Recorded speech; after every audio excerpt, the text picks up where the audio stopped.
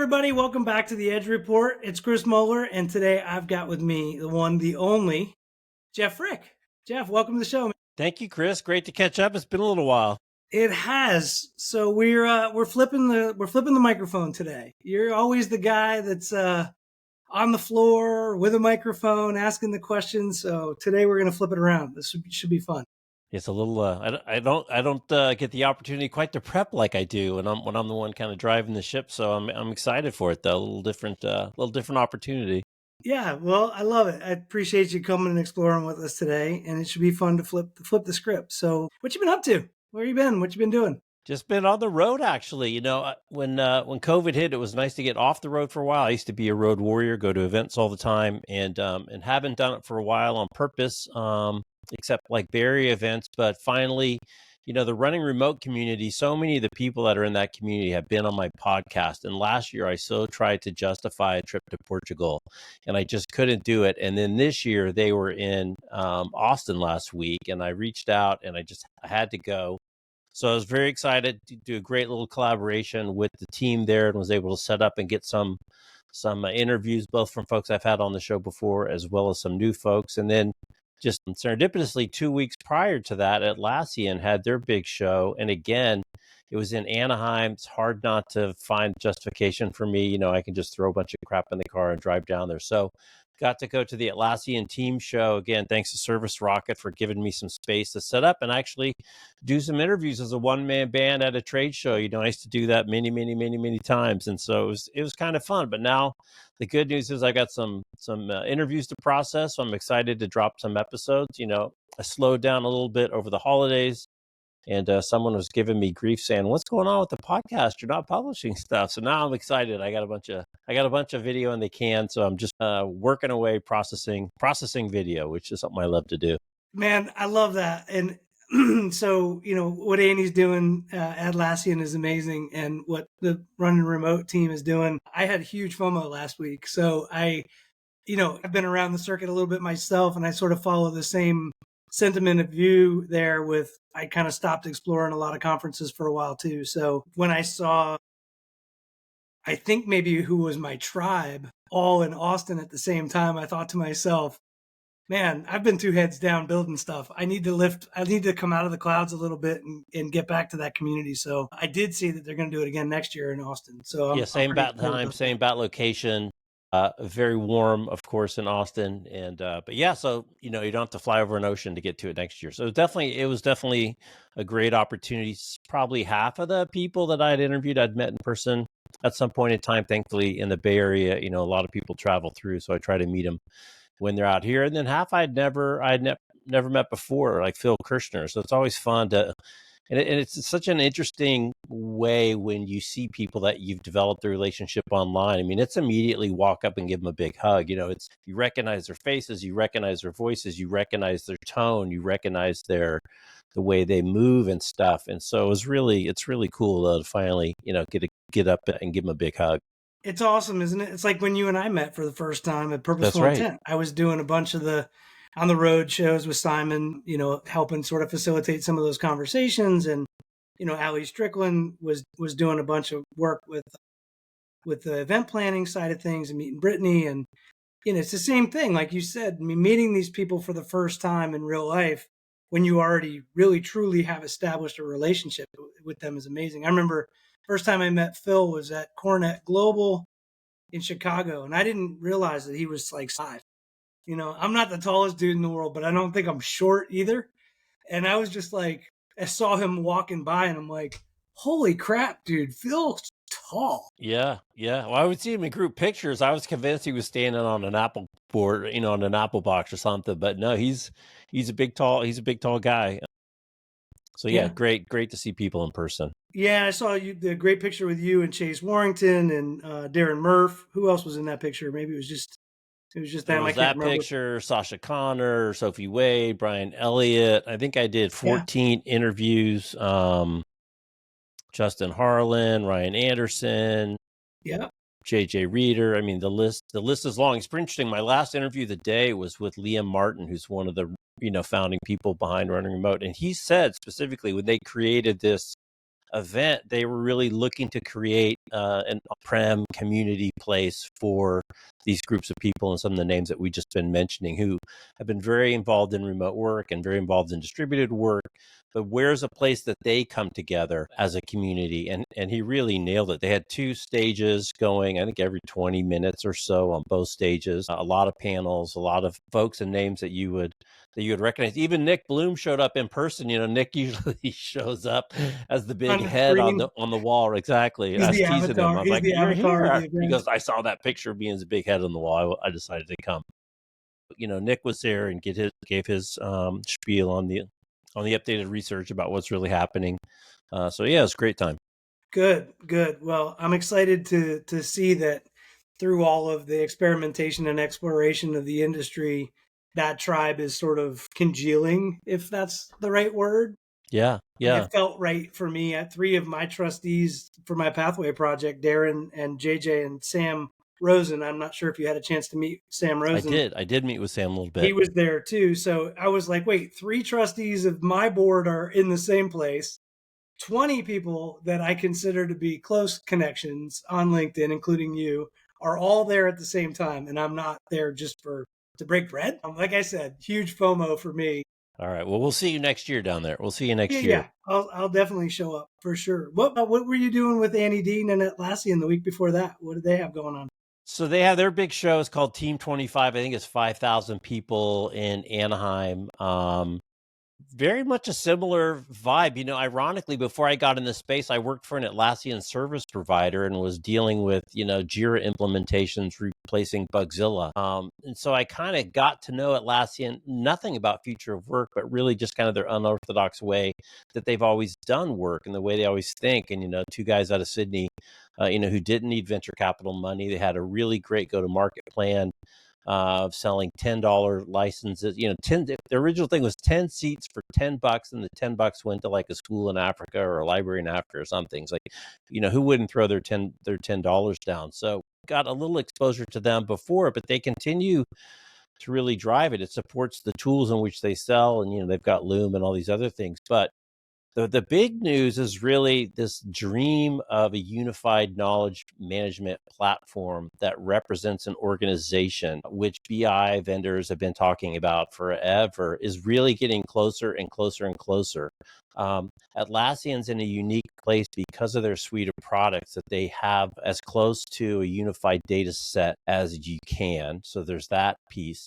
The second piece now is because advances in computing and AI, things like notes from meetings and transcripts from videos and all these things, which before were kind of outside of searches kind of reach, are now much more easily indexed and made available. And then the last piece is to have AI as kind of a conversational assistant to sort through all that stuff to start to basically bring you the answers easier than it ever was before. Annie Dean in her session, I think the number was like 30%. They found 30% of time at work is spent finding information, Mm-hmm. whether that's, I just can't remember if Chris sent me was it an Insta message? Was it a DM? Was it in a deck? Or I'm just trying to do some investigation, on whatever and trying to dig that information, in big data and Hadoop. I've been through many cycles of this thing, but it's getting closer because of the AI as a great structure to sit over the top of the data, and because now we can bring more structure to all this unstructured data and put it in this big repository. So now, you can find things faster, and then ultimately it will serve you things faster, so you don't even have to search. That was kind of their big theme. Yeah, it's cool. The technology that's out there, is just cool. There's I don't know if you follow the Work Trend Index, Microsoft's Work Trend Index from their work lab. I do closely, and they published something about the Frontier firm in April.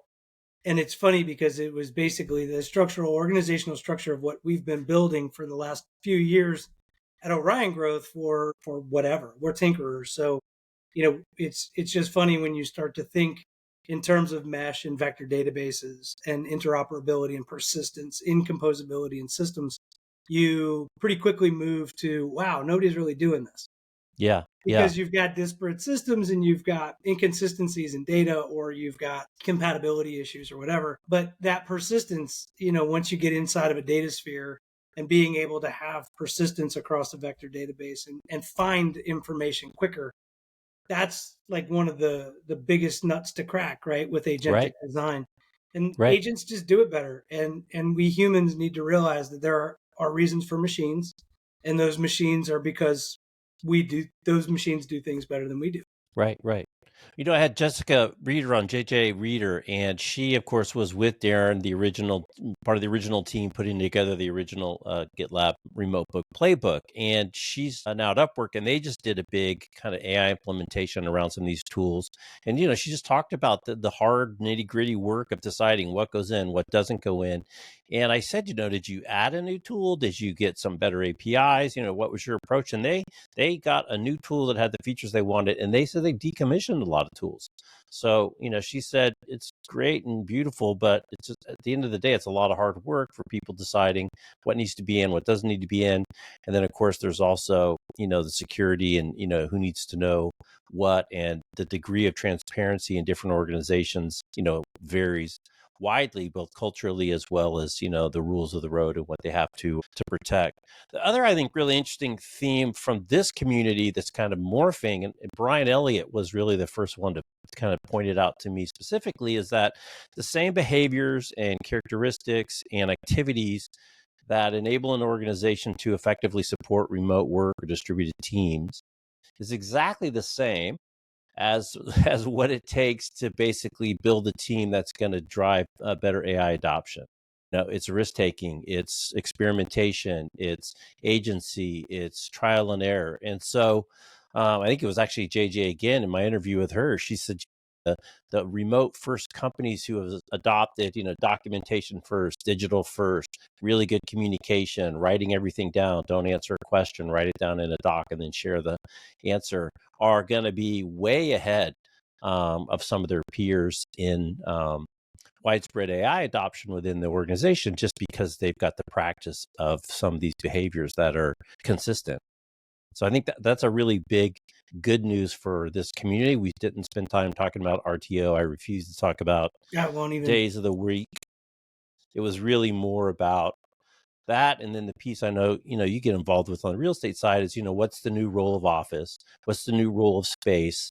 And it's a lot more about socializing and, a lot of hospitality things, both in shared services as well as dedicated services, and really thinking about, on the real estate side and space side, how does it better serve folks? And it's not a place to do email and Zoom calls. Yeah. People, what people want at work, Jeff, am I through this journey, what I keep hearing over and over again, they just want really good tools. They want access to better information. What this frontier journey, this frontier firm calls it intelligence on tap. And I think it's a really good way of saying it. Like, that's what they want. They don't want a golf simulator. They don't want a theater experience in the basement. A gym membership is nice, but what they really want when they're working is they want the amenities of intelligence, and they want teams to be working efficiently and effectively, and they want agency, and they want their time back. Right. That's what intelligent automation does. I think people have the formulaic approach to artificial intelligence wrong. I think it's about intelligent automation first. That's not AI, that's RPA. We've been working on that for 25 years. That's not. No one talks about RPA. I used to cover automation anywhere all the time. I went to the show a whole bunch of times in New York, my little bot, my little agent. Well, I think you're right. What I think is so different now is that's all now delivered via the little computer in your pocket. And so, and you're old enough to remember, like when work was at the office, like the files were at the office, maybe a couple in your briefcase, but that's where they were. The phone number rang to the front of the building at the office, and if you had a nice receptionist, they passed the call through. The mail arrived at the office. And so I think we're just still kind of stuck in that. And, our generation, maybe you're a little bit younger than us, moved to more of a laptop. But, I'm sure I've told you the story before. And I was sitting with my son on the couch one day, and he was supposed to write an email to somebody. And I was like, go write the email. And a little bit of time passed. And I was like, dude, get up and go write that email you're supposed to do. And he's like, Dad, I already did it. I'm like, what do you mean you already did it? Because I just did it on my phone while we're sitting here watching TV. And it was, it's a simple thing, but it was such an amazing eye-opener to me that their digital world doesn't exist in laptops. He never even thought about getting up and walking over to the computer. So again, and what they want in those spaces is they want a place to socialize. I think the really easy model is the offsite, right? Why do we have offsites, and why are offsites successful, and why do people spend money, right? You got a really dedicated agenda. You got some stuff you want to get accomplished. You have a bunch of really intentional activities, both work and social and fun. You have a host of different environments that you're going through, whether it's your nice dinner or you're in the ballroom, or maybe you're walking out on the beach and trying to get some fresh air. So all these things that then drive an outcome when you leave after 2 or 3 days that you can point to that we accomplished something. I think that same thing basically now is going to apply inside your own four walls. Why are you here? Let's make it worthwhile. Let's leave with something productive, as opposed to, again, just a place to check in, plug in, and check email. Yeah, and I think part of that too is, I've seen this trend that, the business requests are outpacing human capacity. There are just certain things that you look at. I've always said this about the job description in corporate America. You read a job description and that relationship starts off sort of on the wrong foot, because it's written for a team of 100 people. And then your job is to come in and prove that you're the one person who can do all of that without saying, me and what army. But the reality is that, business demands are outpacing human capacity. And we have whole lives. And our occupation is a part of our whole life. But now it's in our pocket, to your point. So we have to figure out a way to parse or change workflows or create better intelligent automation that allows us to take some of that repetitiveness of our work and shift it so that we are leaving margin, leaving room for thought capacity or thought leadership or education or upskilling. It's pretty interesting. I had Dom Price on at the Atlassian show, and he's got a podcast. I can't remember who his guest was, but he talked about where they brought in all these tools. Some guy was doing an A/B test on his development team. One team was using AI, the other one wasn't. And sure enough, the ones reported that, they're more productive, whatever that means. But they didn't know what to do to fill the extra time. And so, as typical kind of maybe not thinking too hard people, they wasted the bonus time. They didn't use it to go take a walk. They didn't use it to think deeply. They didn't use it to go catch their kid's soccer game. They didn't use it to, write that great novel. They used it to they had more meetings. And so it's a really interesting item that he brought up for leadership is, when you get this time back on the assumption that you will, how do you want people to use it? And unfortunately, it's easy as a lazy creature to just say, I can be productive and just delete stupid email. It feels busy. It's not necessarily productive, but it's kind of the law of unintended consequence. I didn't really think of, what do you do with that saved time? Hopefully you're investing it wisely. And again, that could be just going home and getting a good night's sleep, but don't waste it. Don't fiddle it away doing busy work. Well, you know probably from some of the things that I post and some of my writings and musings that some people tend to listen to and a lot of other people tend to laugh at. It's circular and regenerative. If you look at rebalancing the balance sheet and taking that time, looking at that as value and benefit, that is in my opinion profit. So it's not the remuneration version of profit or the calculus of profit. It's value and benefit can come from agentic design. And how you reintroduce that value and benefit back to the balance sheet is what I call circular thinking or regenerative thinking. And it's so important. It's not unlike any regenerative process where you're returning the nourishment and the value into compost that's then giving better environment, better soil, better opportunity to create better thinking instead of, to your point, squandering away the time by adding more meetings or making people feel more busy. Right. Take that time and reinvest it. Right.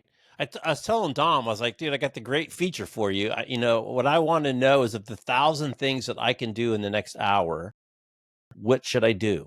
Give me my next best task. And next best task doesn't necessarily mean complete a work project, and I think we've seen a little bit of this in some of these fitness trackers and stuff that will say, hey, you've been sitting on your butt too long. It's time to get up and go take a walk. And that might be the right answer for the next 15 minutes. But, I think to your point, there's so much better that we can get at thinking about how all these things interrelate to basically end up producing better stuff down the road. And it's not quantity and it's not hours, right? It's taking the time to actually let that stuff stew in there and think about it. And then you never know what you might hatch. Yeah. So let's shift the conversation a little bit too to purpose. Like we talk about platform and people a lot and place a lot. That other one is purpose. And I think what's interesting is, this next gen, I spend a lot of time with college kids these days because they give me hope and they make me laugh because they're so smart and they're so quick-witted and they're basically recognizing that this is the world that they have to live in. They've figured out the things that are hard. Right now we're living in a world where the median income salary is $68,000 a year, and the median home price starter home is $438,000. And at 7% interest, you don't need to be a financial advisor to recognize that that's 40 to 50% of your income, not 25 to 30. How do you see purpose starting to drip into the discussion of work, or do you see purpose drifting into the discussion of work?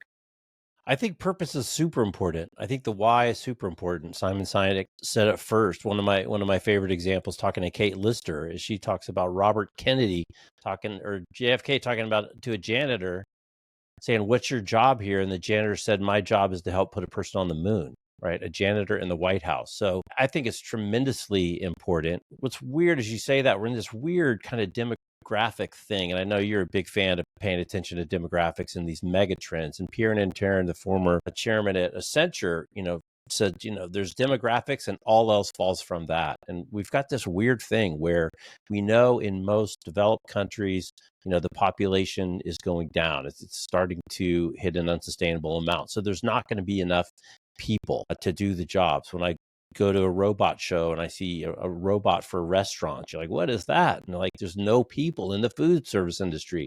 From the time they plant the seeds to the time they serve it to you at a restaurant, there's just not enough people. There's not enough truckers, et cetera. At the same time, there's these massive layoffs. People are losing a lot of jobs to ultimately AI. People saying, I'm not going to hire any more people unless you can tell me why I shouldn't do it with a bot. So you have that kind of weird thing happening at the same time. And then you have all these things like, I know you're big into the trades and and getting your hands dirty and a lot of those jobs. And, people are not going into those jobs. Would you want to be a truck driver when there are already autonomous trucks, long haul trucks now today on the road? But there's not enough today. So it's this weird, we're in this really kind of weird labor situation. On one hand, I want to say there's not going to be enough. There should be great opportunities for anyone who's, who is in a position to make choices. On the other hand, you're like, wow, how many of these things are going to go away? And, when do we start talking about universal basic income? And so I think it's going to be choppy roads. Certainly the continuity and the, kind of follow the bouncing ball pattern that I did, that you probably did, that, just go to school, do this, do this, do this, and it all just kind of works itself out. That's no longer the case. That contract has been ripped up and thrown away. So I Yeah. think it's going to be challenging. I think, what's the world going to look like? My other big theme that I'm so excited about, scared about, talk about is exponential curves. And we just can't grok them as people. We just have a hard time with exponential curves. So what is this even going to look like 5-10 years from now? I don't think we know. So I think, to your point, resilience and flexibility, creativity, the ability to dance more than any particular skill is what it's going to take. Because there was no such thing as prompt engineering 5 years ago, right? It's probably the number one job. If you pull up some silly post that says, what are the top jobs for the next 5 years? I bet you prompt engineering is in the top 5. And guess what's not in the top 5? Computer engineering. So Yeah. it's hard to make predictions. Just be Yeah, ready to it is. dance. It is. But there are a couple of fundamental and universal truths that I think will stick regardless of what we see in terms of those exponential curves. And I know, there's tons of research out there about stability, and stable housing is something that I'm very focused on. That's kind of I'm in that chapter of purpose at this point in my career, where we're working on pathway communities, and the goal, 100% of the goal, is to stabilize the cost of living. And that's both from a rent perspective and a utilities and taxes perspective, and also to give people opportunity to participate in the upside of equity. So it's not just stable rent, it's not subsistence, it's not HUD, it's not affordable housing, it's none of that. Some of all of that. But at the end of the day, it's just saying, okay, if we were going to move into some sort of subsistence wage, like, what if we just started with giving people the ability to live comfortably? And that's kind of the thesis of what we're working on with pathway communities is stable living, stable housing, stable costs.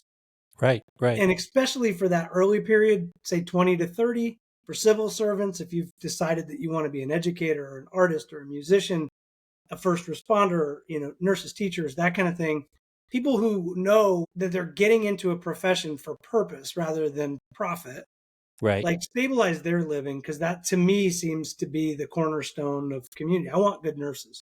I want good cops.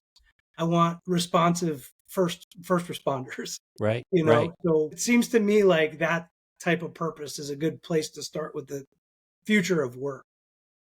Yeah, well, and just on the housing specifically, you're much more of an expert on it than me, but it seems like there's a couple things. I know a couple people that are involved in it a little bit, and it's just so much easier if you're a builder to build a higher end house than a lower end house with the same exact house, but you just throw in nicer trim, right? And so your margin opportunity just by having nicer trim elements, it goes up dramatically. And I forget the stats, you may know, but the percentage of homes and residences being built that are really qualified for first time buyers as a percentage compared to say like the 50s and the 60s has dropped off the floor. So I don't know, is that a federal program? I don't know how you incentivize people not to add the fancy trim so I can make it a more expensive place. I know you're big into like modular housing and some of these other things. So, why hasn't that gotten more hold? I don't know. I don't know enough about the incentive structure, but everything else in the world is manufactured, and a lot of it is manufactured hands-free. So, why aren't we seeing more of these efficient methods of delivering, whatever the standard, kind of packaging is? I don't know, 1,000 square feet, 1,200 square feet, 1,500 square feet. I think there's a lot of room for innovation. I certainly don't know the answer. That's for sure. Then you get to these kind of contrasting impacts. If you talk to one side, say about rent control, right, it keeps people in their homes, it keeps them from getting priced out. You talk about it from the owner side, it keeps them from reinvesting in those buildings and keeping them up to date, and it potentially restricts supply, so now it just drives demand, and now the market wants the prices to go up. I don't pretend to be an expert in the field. I think it's a complicated thing, but clearly you compare it back to say coming out of the war and creating wealth for all the former GIs in the form of a GI Bill so they could get their first house and get started. And of course, it was a boom time for manufacturing as well. We're just not in that situation now. Yeah. The econometrics are what's kind of driving a lot behind it, not unlike the collapse of the commercial mortgage-backed securities market and the office product in capital markets. That the econometrics of office have to change. We all know that there's $1.5 trillion that's going through in distress CMBS right now, another $1.5 trillion scheduled in default for next year. So capital markets are not going to thrive on the office product, and that's going to have to be recapitalized. And people are going to have to figure out the calculus of office and how it plays into capital markets. That's happening in housing, and it's actually easier to solve for housing.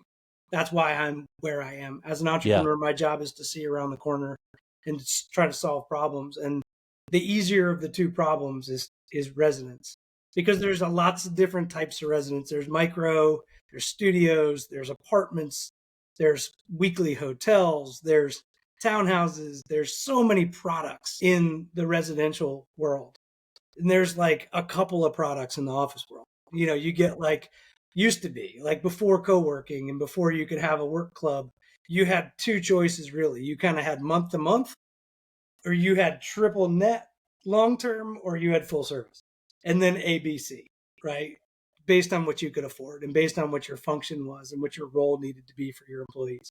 Office is a very simple product in terms of the number of products that are on the market. Yeah. Where people live is much more personal than where they work.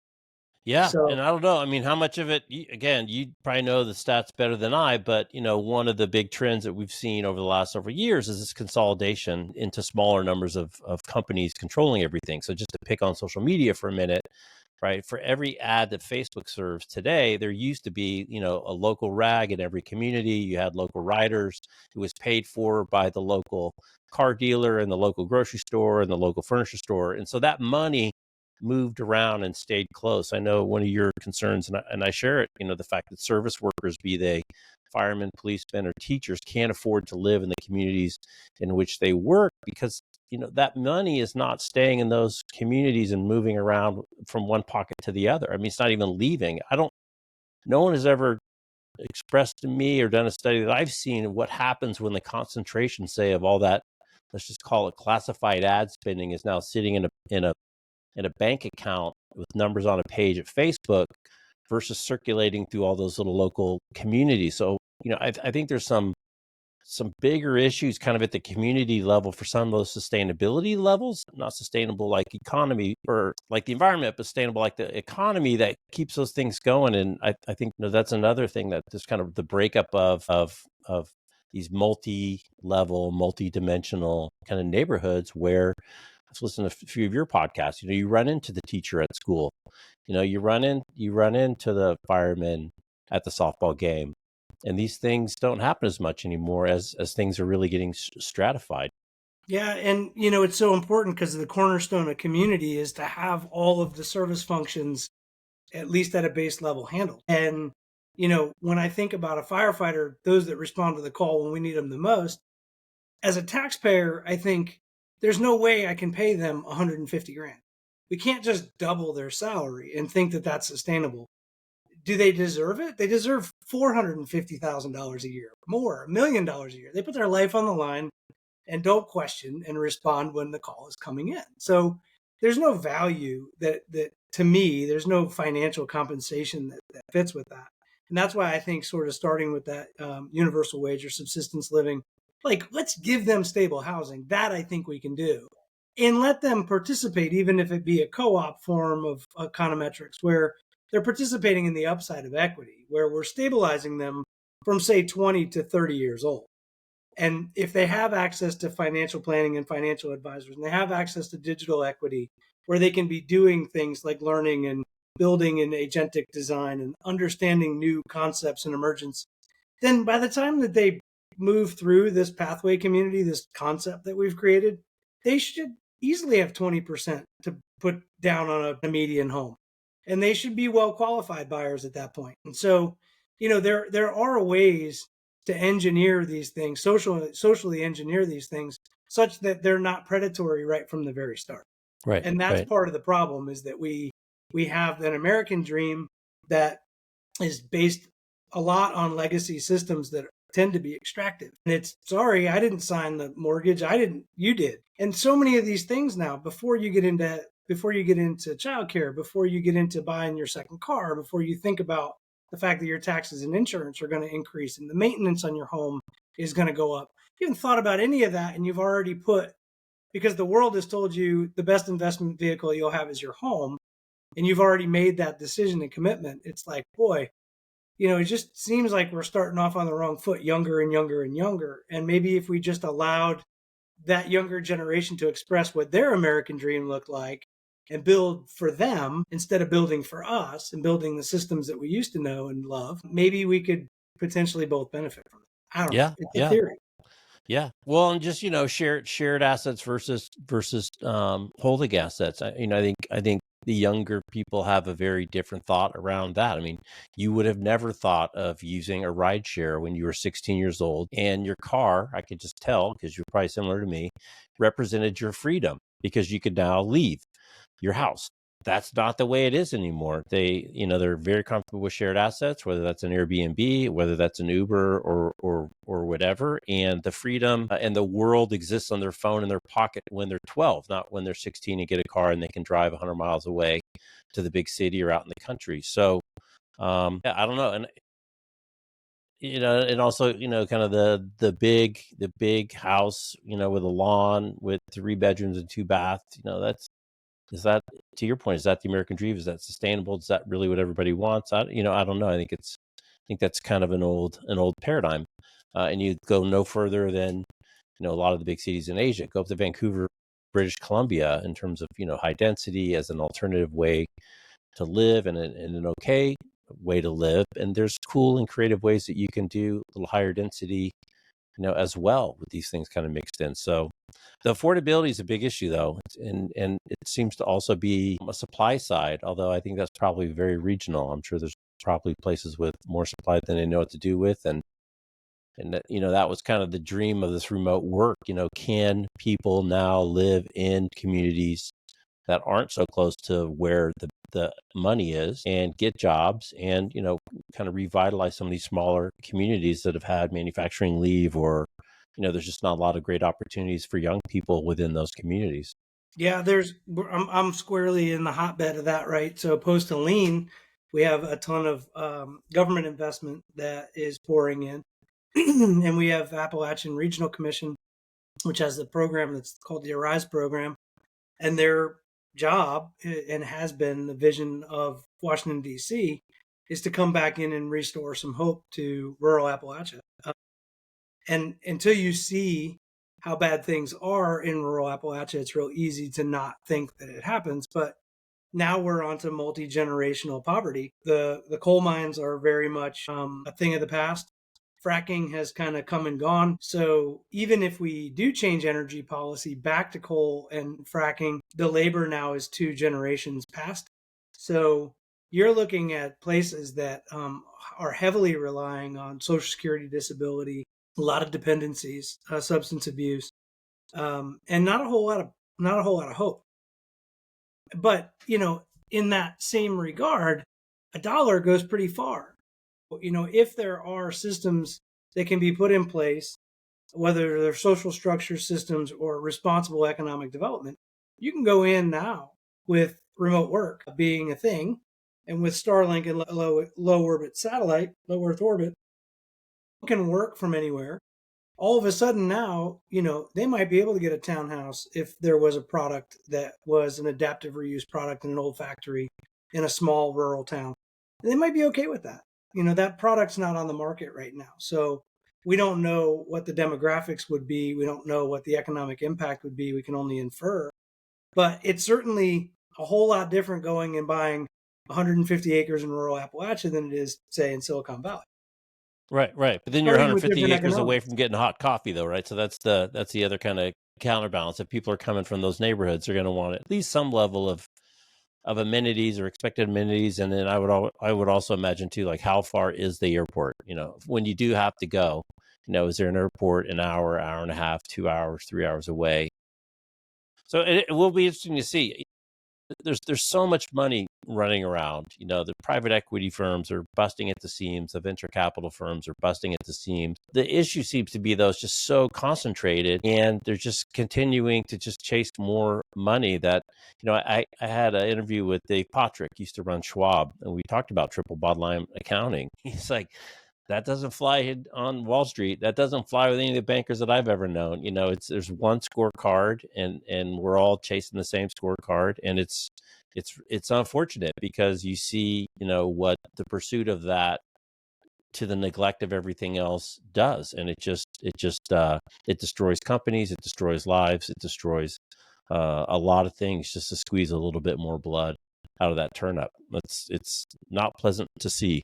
Yeah. Well, the life expectancy of a corporation is now down to 18 years old.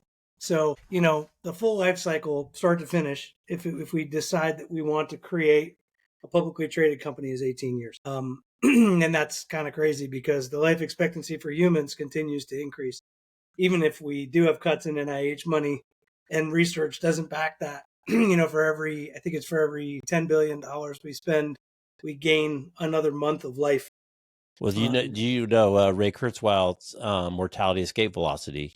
Probably Yes. read about that, right? Yes. Where every year we had so much time with technology, and at some point in the time, I think he says around 2040, maybe, the time that we add per year will be more than 1 year. So even though any individual might get sick or hit by a bus, in aggregate, we'll actually be adding more lifespan per year than per year, which is really crazy. And that's where you get into universal basic income. And, my grandfather lived to be over 100. I'm sure the AT&T actuarials that calculated his retirement, weren't planning on that after a couple of wars and living through the Depression. So again, I think these crazy wacky curves that we have a really hard time gronking have interesting things ahead for us. Yeah, well, I think that that's one of the cool things that technology does solve for. In the agentic design and what we've been building, what I've been learning is a couple of things. One, it doesn't pay attention to time the same way that we do with a wristwatch 24/7, 365. The machines don't care. They produce whenever they need to produce. And I ascribe to the fundamentals of the Long Now Foundation. I'm not sure if you're familiar with the work of Stuart Brand, who is an old Mary Prankster from your world, and Kevin Kelly from Wired. Those guys kind of all play in the same street, Peter Schwartz. And, Long Now basically just, it forces you to rethink your relationship with time. And I think that that's kind of been a fun journey for me, because people ask me all the time, they're like, A, what do you do? And B, when do you find the time? And thankfully, I work on things that I love.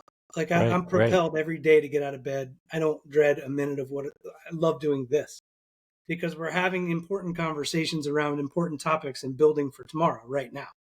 So that's long now thinking. Have you seen any of that in your conversations with people about like this sort of disillusionment of time, or how that's changing now that we've got sort of this constant work drip?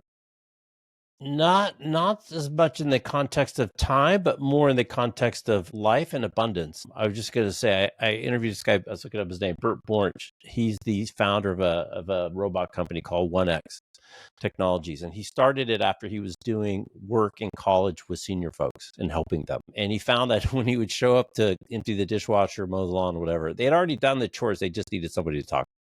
And so he would sit and have a cup of coffee with them for an hour or whatever. And so he's built this cool company. It's 1X Technologies. It's a humanoid robot, really targeted towards interacting with people. But his vision, I think, is, since we've been kind of negative, positive, which is imagine a world of infinite labor. So we've always said on the computing side, my world, if you had infinite compute, infinite storage, and infinite network, what would you build? At a price of zero, because asymptotically, that's where it's going. What would you Right. build? It's like, wow, that's a different way to frame the problem. Well, his whole thing is, what if we had infinite labor? If we had infinite robot humanoid labor, which is a little bit of a stretch, but kind of go with it, what would we do? How would we spend that time? Where would we invest our resources if we didn't have to worry about a lot of these things that we have to worry about now? There is this both sides of the coin, dystopia, utopia, kind of paths happening concurrently. And so it is good to see that. I think in terms of the time, the other piece is, we get to escape mortality velocity, but also what about digital Chris for your grandkids and your grandkids' grandkids and your grandkids' grandkids? I mean, that's really not that far away. You write a lot, you publish a lot, you do a lot of things. There's a lot of Chris out there. And if you knew you wanted to make more, you could do a couple of your favorite stories, knowing that some digital version of Chris, in the not too distant future, your great grandkid could say, Grandpa Chris, tell me about, the Firefly Rancho, why you did that and why you film videos picking up sticks out of a riverbed. And you could actually answer that question that maybe you'd never ever been asked before. I think that gets, all of it's both intriguing and scary and creepy at the same time. But I think that as we've all tried to load these ChatGPT things with all of our own data to create digital versions of ourselves to see what it's like, I think that's where time starts to get a little wonky. It does. So I'll share a conversation that I had with my daughter about 3 months ago. I was driving her back up to school. She goes to Oak Hill Academy, which is in southwestern Virginia, big basketball powerhouse high school. And she looked over at me randomly and she said, I don't really remember Grampy. And I said, what? And my father passed away fairly suddenly about 7 years ago. And I thought to myself, yeah, I guess you were really only 8 years old, and I, I think maybe you probably don't. She's like, I remember the quirks about him. I remember some of the things he used to say and some of his mannerisms. And I immediately said to her, you'll never miss me. And she said, what do you mean? I said, the world that we live in now, like if you want to have a bot me, like there is enough out there. There's enough video, there's enough audio, there's enough of my writing. I have a Chris bot that I've built, a custom GPT that is me, that if she wanted, she could have. And so it's going to be the form in which that, how I'm embodied, that may be kind of interesting, you know. Turn Yeah. me into a dog is what I told her. Because if I ever get a choice on how to come back to this world, I would come back as a dog to a loving family. Because, man, what else could you do? You could jump on the couch and get your belly scratched whenever you want, right? You get fed, you get walked, you know. Seems like a Yeah. pretty good life. But no, honestly, what you're getting at there, hinting at there, is that sort of second life, or whatever you want to call it, is super compelling. And to be able to have an automated or agentic version of yourself that can follow into whatever embodiment you want. Yeah. And she looked at me and she was like, "Are you going to be able to give me your opinion?" And I'm like, Probably, you Yeah. know, I Yeah. mean, because I'm looking at the models that I'm working on now, and they're getting pretty empathetic. I had one the other day ask me if I was having a bad day They because I was. trained on human written data. I mean, no one should be surprised that they are really good at emotional conversation. They're reading books and novels and writing and script. They're reading human generated stuff. I mean, if anything, they should be better at that than, say math and science and those types of things. But just to bring it back to future work before we close out, is that I don't know if you saw Henrik's blog where he talked about his 12 AI staff people. I did, yeah. And Sasha Connor brought up an interesting thing. How do team level agreements start to change? How does the way we work change when we all come with a squad of 12 digital assistants? Yeah. How does that start to change team level agreements and expectations, both about who's in your squad and how well to use your squad? So even in the really short term, as we all start to create these little digital assistants, kind of what RPA was supposed to be, kind of next gen, how does that impact the way that we actually start to work together? And then I How think do you they get pointed along? out, Right? How do the bots get along? yeah, well, and then, how much of the 80% solution that you had ChatGPT write that post for you are you going to use, and how much of it are you going to modify? And I think you had a post not too long ago. It's like, come on, I can see, but this is pretty M easy. dashes, M dashes, and emojis are a dead giveaway. We don't write an outline for them. I think I finally figured out the M-dash issue. Oh yeah, Yeah. Why do LLMs only create M dashes?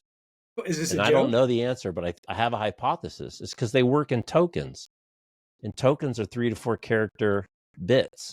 So maybe they can't deal with a single character. I don't know. I guess they can deal with spaces in between words, but the whole thing's based on tokens. Tokens are like 3 or 4 characters, right? Ooh, that's a good point. It's That's a funny. guess. I used a Sora. I generated an image. My friend Diego is in Web3, in marketing guy in Web3, and I generated, it was a thumb with a rocket ship, and we just mess around with images back and forth and posting on each other's. And he said, "You got too much time in your hands." And I said, "You owe me 60 million tokens," because that just took me 20 minutes and I was in Sora. Yeah, it didn't So, take me long, man. yeah. Poor people at Fiverr. Well, let me ask you something, Chris, because I know you're well into sustainability and circularity and keeping things, kind of in a good virtuous cycle. I mean, what's your take on the way that sustainability is just being bashed here locally? As suddenly it's not a priority, and maybe it was too much of a priority, and one can always argue about pendulum swinging maybe one way too far to the other. But it's interesting. I've got an interview scheduled with a European executive for a big multinational conglomerate, and she's their head of sustainability. They're very much focused on it. They're very much looking at material science and production science and end of life, and thinking of products for. I can't wait to ask her, like, how far back do you go when they pull the stuff out of the ground all the way through till it goes back into the ground? How do you measure it? But sustainability is taking a beating these days, and as you said, getting through those 2 hurricanes, evidence is that the things are getting a little bit more extreme. Yeah. So, man, we could do a whole nother hour based on that question. So we won't do that. I'll start by saying that I don't know if you subscribe to my Substack, but I try to write a little bit more edgy in Substack than I do in LinkedIn, because I don't know. I just feel like I can be a little bit more me there. And it's a new place for me to write. So I'll tell you how I really feel over in Yeah. Substack. Well, what's your Substack? Give us the URL. Yeah, I'll Put put it it in the in show the notes. notes, in the show notes. But I killed the word sustainability in one of my first pieces. And I said, I think we need to start there, because we're not This isn't what we want to sustain. We are not even getting close to breaking even. So why would we want to sustain what we have? And, that's why I use words like regenerative and, um, rebalancing the balance sheet. There's a guy by the name of Bob Costanza who is an economist, and he started in the 80s, ecological economics. And I think that it starts there, Jeff. So the sentiment right now on sustainability is that it's getting bashed. And of course, it makes sense. We're not in a place to sustain. So I look at it as a positive thing. A lot of the silliness that was sustainability in and of itself was not sustainable. The practice by which we operate our manufacturing facilities, our raw materials, our supply chain, none of it is sustainable. It's extractive. So I am totally okay with killing the word sustainability and starting over from scratch and making it more science-based and having conversations around things like carbon sequestration and why that's important, not tokenizing and paying for offsets and not turning it into a function of our sustainability requirements that we have to report to Wall Street, but doing it because it's the right thing to do and bringing in ecological economics to the conversation so that we can have level-headed and nonpartisan discussions around the earth that we live in. And I'm perfectly fine with a solid reset from that conversation. So it's pretty interesting. I've had Phil Kirshner on the show before. Formerly McKinsey, doing his own thing right now. And I just talked to him in Austin, and he brought up years ago this local law 97 in New York. I'm sure you're familiar with it, right? And I was asking because he told me about it years ago. I'm like, so how's it playing out? And basically, the prediction is going to wipe out a lot of these kind of mid-tier buildings that aren't cool enough to redo, and they're not modern enough to be able to do much with. And he's like, Jeff, it's not just office. It's my house. It's my building that I live in. And in the not so distant future, they're going to be basically weighing the garbage and looking for food in the garbage that you're not supposed to put in the garbage. And so he's got this new, you'll have to check into them. He's got some newfangled, super cool in apartment Manhattan style compost machine that I think you run it like a dishwasher. It sounds like, you put the stuff in from the night and you hit the button, or maybe a trash compactor is a better analogy. And it runs, and he said it literally, it's not like dirt, but it's kind of like dirt almost immediately. No smell, it's not going to catch fire anymore. You can mail it back to the company. They'll mix it, or you can mix it with regular dirt and you can throw it in the yard. But it's just like, wow, who would have ever thunk an appliance to recycle your food compost without kind of a traditional stinky compost process in Manhattan to make the regulation laws for, these buildings. And I think it's like a many hundreds of dollars worth of appliance. Yeah. To do this thing. So pretty. Yeah. I think that's crazy. what I mean by sort of getting to a point where we've got systems and processes that are beneficial, more regenerative, where we see the value and benefit rather than talking about sustainability. Because I can't get off the fact that we're not sustaining. I can't say that enough. We're not sustaining. Climate change is real. There's science behind it. I collect 250,000 microclimate data points a year on my farm for soil, sun, water, and air temperature. And now that I have a strong agentic system that I can put that data into and start to ask questions, it's fascinating. You learn new things, and there are better answers to things out there. And that I can't remember what they're called, bioregurgitators or something like that you're mentioning there that Phil has is one example. And here's another one: municipal landfills. This is fascinating. Municipal landfills, I think they take in 292. Make sure I get this right, 292 million tons of waste. But municipal landfills only represent 2% of our national refuse. A municipal landfill rejects far more than it accepts. You can't just bring whatever you want to your local landfill and they'll take it. They only take, so it's only 2%. Right now, our waste represents 11 billion tons of waste a year. 45% of our food product is wasted. Half of every bite you take gets thrown away. That's not sustainable. And it takes the energy that it takes to grow that, whether it's monoculture cropping with fertilizers and insecticides or not. Just the amount of energy that it takes, both natural and human kind and chemical, to create the bite, to throw half away, that's an awareness issue more so, and a behavioral issue more so than anything else. And I think necessity being the mother of invention, we cut back on that all of a sudden. We saw that during COVID a minute, didn't we? Where there were some shelves that were empty. We had some supply chain issues. All of a sudden, people were like, "You're gonna finish what's on your plate." Right. Well, it's just an attitude too. I interviewed this guy, Eric Law, on Turn the Lens, and he basically built a robot to recycle construction lumber, not the lumber that's the finished lumber, but all the lumber that goes into forms and all this other stuff. He said right now they're throwing away in landfills just ground up lumber from construction. Like, I don't know, it's like 20% of the annual production. I mean, it's like giant numbers. And so they basically, their machine just takes out the staples and the nails and the fasteners, and then they can put it right back into the lumber supply. They're local. They don't have to move it anywhere. They're wherever the market is, where they often, it's a building that they're tearing down or new construction. So again, just, using technology in a cool, innovative way to take care of a big problem that before. And he said what's really interesting now, because since solar and renewables are getting so cheap, they used to grind the wood and give it to free to the people that would burn it to create energy. The maintenance on those factories now doesn't make it worthwhile for them to burn free input. That's compared right. to the price of renewables. So the world's going to be a lot different. We're going to see a lot of change, and that's, I think, it's good. Bob Costanza's work on ecological economics shows a lot of opportunity in the future, and it is purpose-driven work. So what's cool about it is it's nonpartisan. It's not about hot topic button conversations around sustainability. It's about just doing things better. Right. Who doesn't want to do things better? More efficient is great. Less waste is great.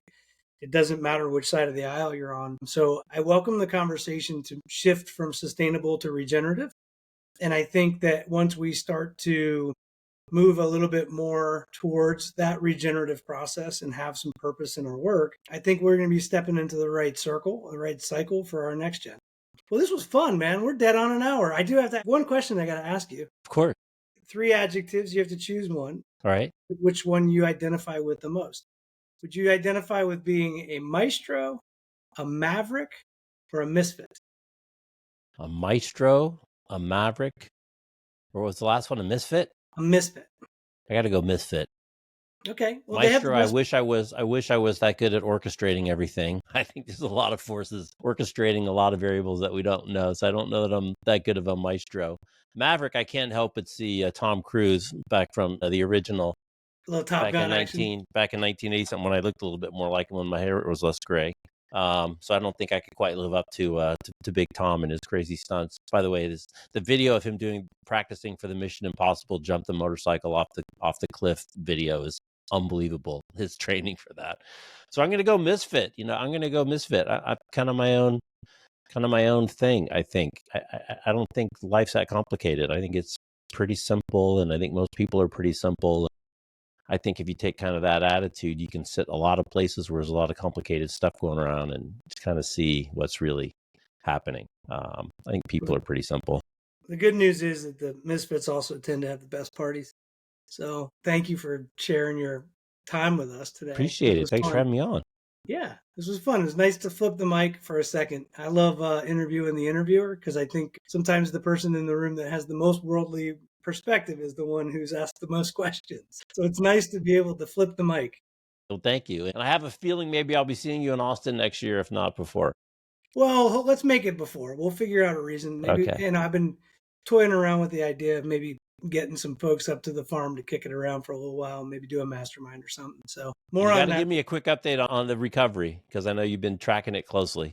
Yeah, I mean, it's the resources are here. At the end of the day, infrastructure is still taking a hit, but the roads are coming back. Generally, people are in really good spirits. Really resilient group of folks in Western North Carolina. So I think now the biggest challenge is keeping the institutional investment out. And it's a weird place. These special places in America, they don't really need the institutional investment. They don't want to build back a Vegas Strip. Asheville is a bunch of very thoughtful, very regenerative kind of people. So it'll be interesting to see this next step. But overall, I would say they're out of the winter into the spring. Things are starting to bloom. Psychologically, a much better time of year. They got Yes. hit and then they went into a deep freeze. Yes. So it's getting there. It's going to be a long time. But thank you for asking. Good. No, it's things are so localized. We see the news, but unless you're there on the ground, it's really hard to know what's really going on. It's the same thing with Loma Prieta. And I remember, walking around the neighborhoods when they're on fire and out of power and dark. And at that time, I was selling TVs. I had a dealer just across the bay in Berkeley who called me like 2 days later and was wondering where his TVs are. And I'm like, dude, did you see the Bay Bridge fell down? Like the Bay Bridge fell down, and he was not across the country. He was 20 minutes away, and still he didn't get hit that hard where he was. And we got hit really hard on the other side of the bridge. And he still, even that close with the news, this, that, and the other, unless you're in it and see it and feel it and smell it, it's really hard to know the impact of those types of events. And we live in such an immediate media cycle too. I mean, we look at Palisades right after the conversation went from Helene in Western North Carolina straight out to California and the wildfires, and then on to, the next. And it shatters people's lives. It'll be decades before this stuff is back in either of those two locations. These were two massive disasters for people. And again, a lot of the reason why our pathway community is focused on civil servants. They're the cornerstone of the community. When you call 911 and no one shows up, as a taxpayer, something will get done. Necessity is the mother of invention. Yeah. Well, yeah, hopefully we'll reassess some of those finances to better. Well, this was fun, man. Thanks a bunch, Jeff. I really appreciate you spending the time with us. Thanks a lot. Appreciate it.